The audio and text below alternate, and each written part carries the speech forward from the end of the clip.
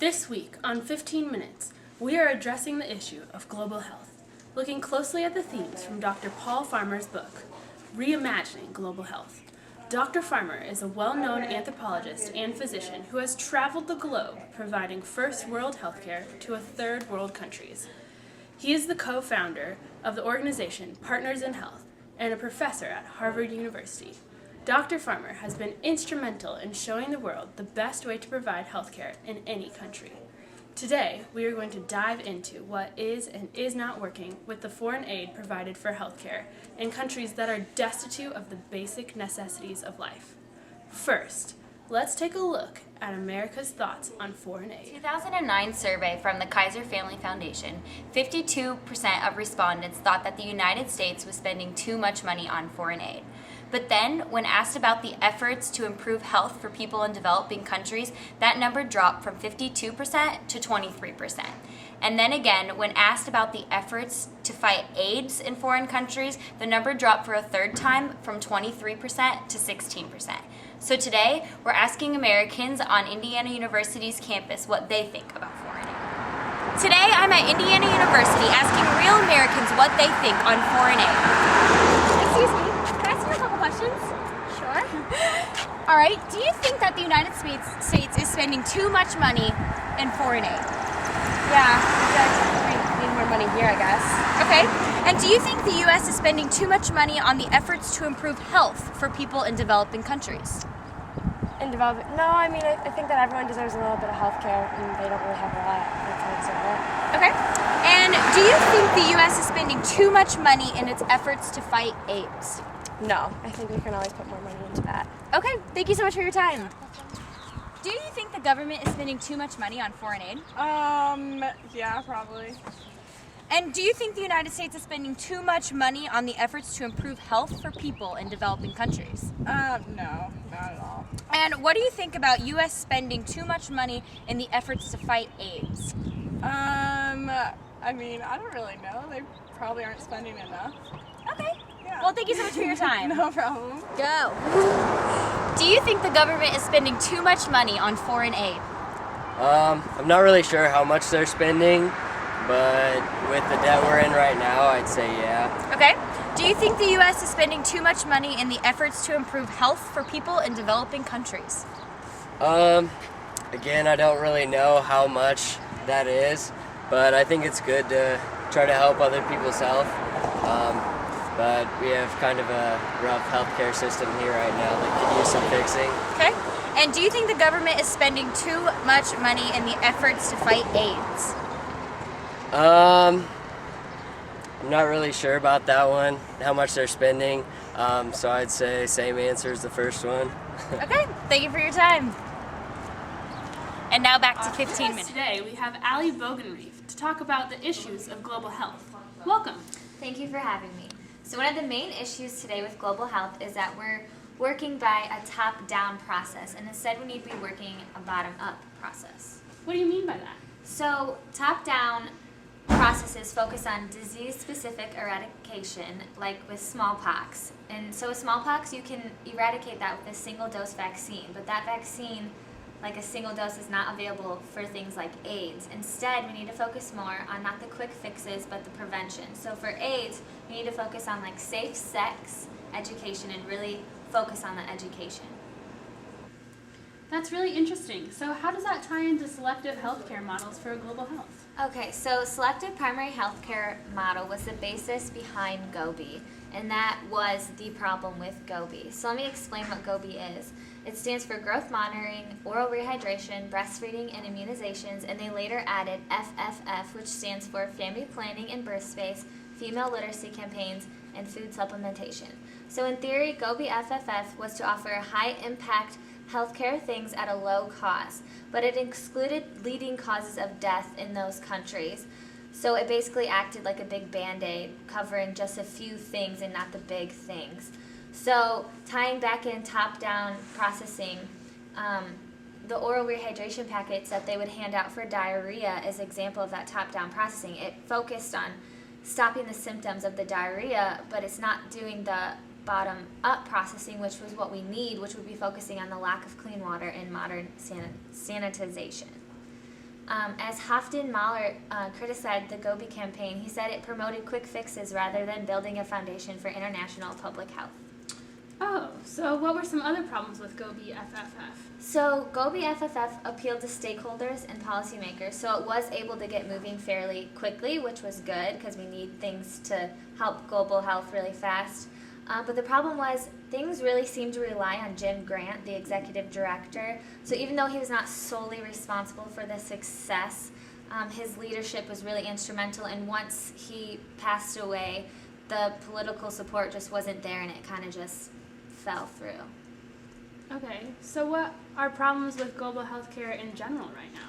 So it really helps to keep a constant thing in the country. We can't just go there and stay for a little bit. And that's exactly what we're doing right now.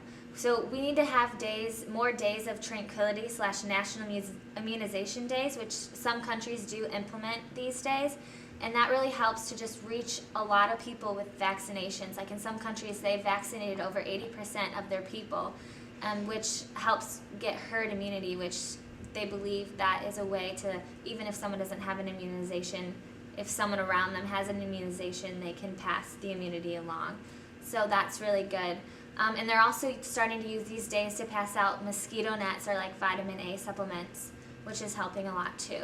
We also need to really focus on incorporating local doctors, so that way we're not, again, just coming in and doing our thing and not even training them. We need to train their local doctors so they can be prepared to keep continuing the healthcare once we leave. So that makes a lot of sense. Can you comment on the Washington Consensus? Okay, so the Washington Consensus required the World Bank and IMF to issue loans to developing countries, but it required these developing countries to first meet a few conditions. And the conditions were meant to help limit public spending, but overall they really didn't help, because what happened is these poor countries, in order to meet all these conditions, they were getting into more debt, so they had to take out more and more loans, so they just were getting into worse and worse debt. So consequently, it really helped save money for the governments, but it lowered the amount of physicians, and it really decreased spending on health and education and things like that that really matter for making health better. So overall, I would say we're too worried about the financial aspects of things, and we're not focusing on health. So I think the reason for this is the radical change for healthcare happened during a time of economic crisis. And a lot of times when things come out of a problem, we try to fix it with that crisis. So we're trying to fix healthcare with economic background, and it's not working. We need to fix healthcare with health things. So an example is, if we just charge a small fee like 75 cents for insecticide-treated bed net for pregnant women, we can cover people by like 75% at a cheaper rate than getting people vaccines instead. Wow, that's really insightful. Thanks, Allie. Up next, we have with us Marissa Sinacor. Welcome. Thanks for having me. So Marissa, we've been focusing on everything that is wrong with global health. So my question is anything working? Yes, though maybe not on a global scale just yet. Can you elaborate on that? Well, for example, in Rwanda, there's an organization called Partners in Health, and that was co-founded by Dr. Paul Farmer. And they created a healthcare delivery model that has provided and is currently providing a successful foreign aid. So how did Partners in Health become so successful? Well, the most important aspect of Partners in Health was their focus on the community. They relied on community partnerships, providing healthcare and education for the poor, all while addressing basic social and economic needs. So when it came to actual healthcare delivery, they focused on strengthening access to primary care, and they focused on women and children. So all of this means that their success came from really getting to know the community that they were trying to help, and they understood the biggest problems specific to the people they were providing care for. And they also helped include locals from the community in their efforts. So Partners in Health really helped the country become more self-sufficient. Yes, exactly. Are there any other examples of things that are working with global health? Yes, another really successful organization was the Bill and Melinda Gates Foundation, which focused not only on large-scale diseases, but also on smaller scale, affordable interventions. Okay, so really getting down to what's causing the problem. Yes. Well, thank you for joining us today, Marissa. Thanks for having me. Unfortunately, our next guest, Kylie Clark, was unable to join us today. Luckily, she sent us a video of her thoughts on how to improve global health. I'd be glad to share some of my insight on what I think we can do to improve our global health efforts at this point in time. First, I think it's important to know that we need to favor institutions that the poor find important to them and that they think would help them, because a lot of the time we focus too much on what we think they need rather than what they feel they need, and I think it's important to get their input on everything we do. Also, I think we need to fund public institutions to do their job, because we need to improve their accountability and know that what we're doing is working.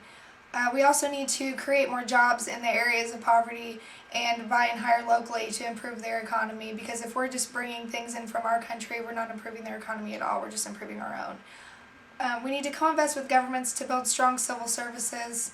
We need to work with governments to provide cash to the poor. That'll also improve their economy greatly. We need to support regulation of international and non-state service providers such as NGOs. And we also need to, most importantly, apply evidence-based practice and standards of care. If we're just doing what we think and it's not based on any type of evidence, we're not going to improve anything. If we're just focusing too much on money and not actually what's going on, it's not going to help anything in our efforts to improve our global health. There are other things that I can think of, but those are the main types of things I think we need to really focus on to improve them at this time.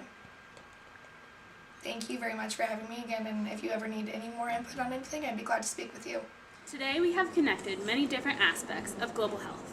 We have discussed what is and is not working with foreign aid, and we have learned that foreign aid has been insufficient with its spending. Foreign aid needs to stop focusing on specific diseases and instead needs to focus on healthy living, which will in turn prevent the specific diseases.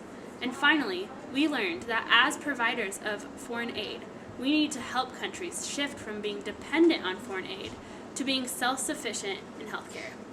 Thank you for tuning into this week's episode of 15 Minutes. Join us next week when we will learn about how the Affordable Care Act will change healthcare in the United States as we know it.